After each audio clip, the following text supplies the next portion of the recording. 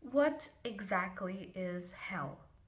Is it a pit of flames and fire? Is it this hair? A place where the devil pitchforks you and you're forever punished by the hideous things that you did? Or is it people? Or is it ourselves and our needs and our desires over and over and over again?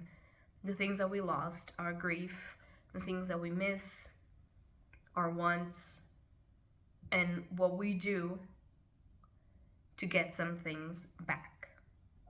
Hello beautiful bookworms, my name is Katarina and welcome to my channel, and today I'm going to be talking to you about a book that I've read that I think that you guys should go and purchase. First of all, because you're helping an indie horror author. Second of all, because you're helping Darklit Press, which is a new press for horror authors.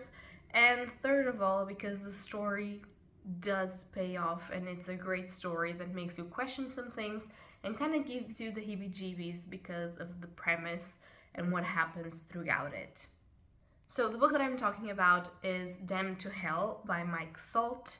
If you don't know Mike Salt, I already talked about one of his books, The House That Burns, from the Price Manor series. I will leave it linked up above. However, because those books have been re-edited, I am going to try and do a review of the re-edited editions and of the third book of the Price Manor series that has just been released.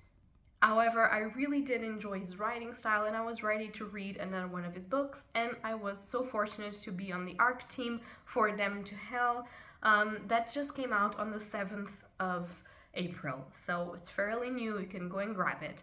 I also want to tell you that there's 2 more books for now in this series where this book is inserted. I do believe that you can read each one by themselves. However, I do think that if you read the series, there might be some stuff appearing. I don't know, I haven't read the entirety of the series, but it might be interesting to read all of the books in the series. So yeah, just do as you please, but this book on itself that I actually read is incredibly good and I'm going to talk about it. So Damned to Hell tells the story of Rob. Rob is a disgrace of a person. He's an alcoholic. He goes to AA meetings with a flask with alcohol and just stands there, doesn't share anything, just judges people left and right. He goes to this bar. He's on his way to just get lost and not having anything good in his life. He lost his job. He now works at this gas station doing whatever. He lost his wife because they got divorced because he started to drink. But most importantly, we know that this happened because he lost his teenage son, Jed. His son died in a car crash in which the person that crashed into him was drunk. And so I don't know if it's because of that or if it's because it was the easier addiction to get to. Rob starts drinking and then progressively getting violent and also just getting a shell of a person and throwing all of his life away.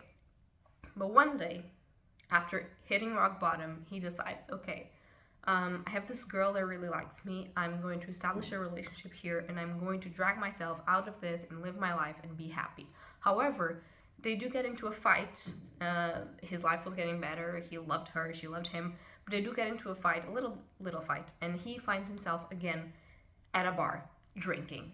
And so he calls his friend and he's like, how did you overcome the death of your wife and what do I have to do to just let go of the death of Jed and move on with my life, because I have someone that loves me and I really want to be present in his life. I want to be better. What do I do? And that friend tells him, get really wasted and come to me and I will ask you a question and you can decide what you want to do after that. So I'm not going to tell you what happened here and what is the actual premise for the novel, because it's a really short novel and I think that you will enjoy it more not going into it blind, but knowing what it is about, like blindly, and following Rob and discovering everything. But what happens here and what the book is kind of about is of the premise that if you could have one more time, with a person that you love, with a family member or a friend or somebody that just got taken away too soon, what would you do to make that happen?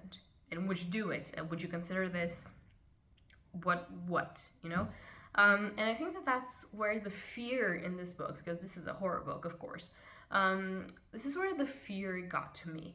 Not exactly on some gruesome descriptions, trigger warnings for people. There's really descriptions of wounds, deep wounds, and loss of a loved one, of course, alcoholism, and all of those things. So drive, go carefully into this book. However, I don't think that that's the main horrifying thing of the book. I think that, first of all, Rob is not supposed to be an extremely compelling and great character. However, you feel for him because you understand that he's suffering, and even though he's not the best person alive, you kind of, at least for myself, I kind of empathize with Rob and his situation, because I cannot imagine, for instance, losing my mom in such a crazy accident, in such a brutal way.